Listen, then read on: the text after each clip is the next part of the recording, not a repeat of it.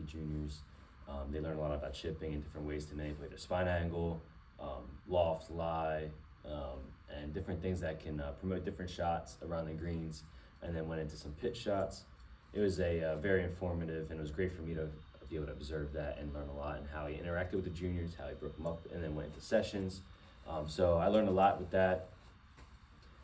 The one thing that he did include was a fundamental movement skill. So what I'm going to do today is I'm going to show a way to implement that into a program, and something that may be beneficial for chipping especially. So chipping, balance is extremely important.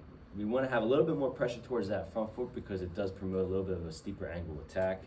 Now, spine angle can certainly manipulate that a little bit. Obviously, spine angle is more towards the trail foot. The angle of attack is going to be a little bit shallower, and then spine angle forward is going to be a little bit more steep. So spine angle weight forward is going to be lower shot. Weight forward, spine angle back still is going to promote. It's somewhat of a steep angle of attack, but it's also going to have the ball pop up a little bit more. So one thing that's non-golf related that juniors or people can work on is balance, and single leg balance is extremely important. So with that, doing a single leg balance drill, you can go on one foot, lift the other one.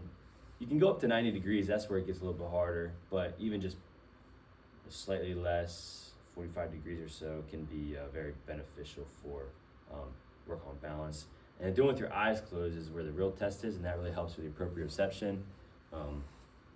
So something that a non-golf activity can be done for chipping is a single leg balance drill. So have all the kids or even an adult session, have them work on single leg balance with their eyes closed. And then also, with a step further, you can make it into a golf skill activity by having them chip with one foot. So have them chip just with their left foot.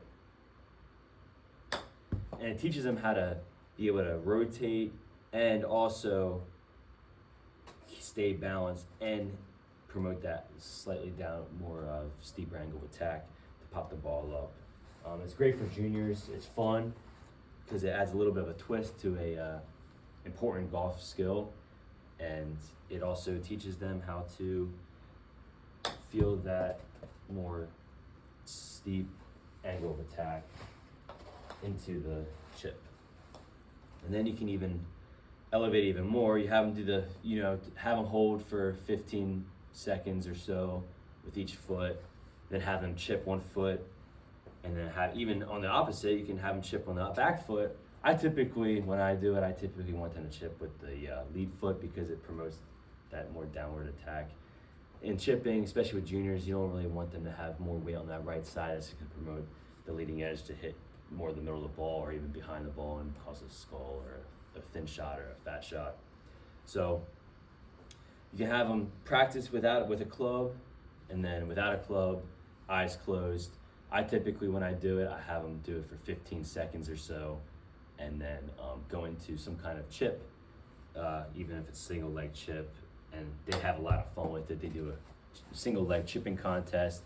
It's great for the kids. It teaches them how to stay and be balanced and hit a shot with a little bit more weight forward, and overall a great activity for learning how to have great weight distribution during chipping.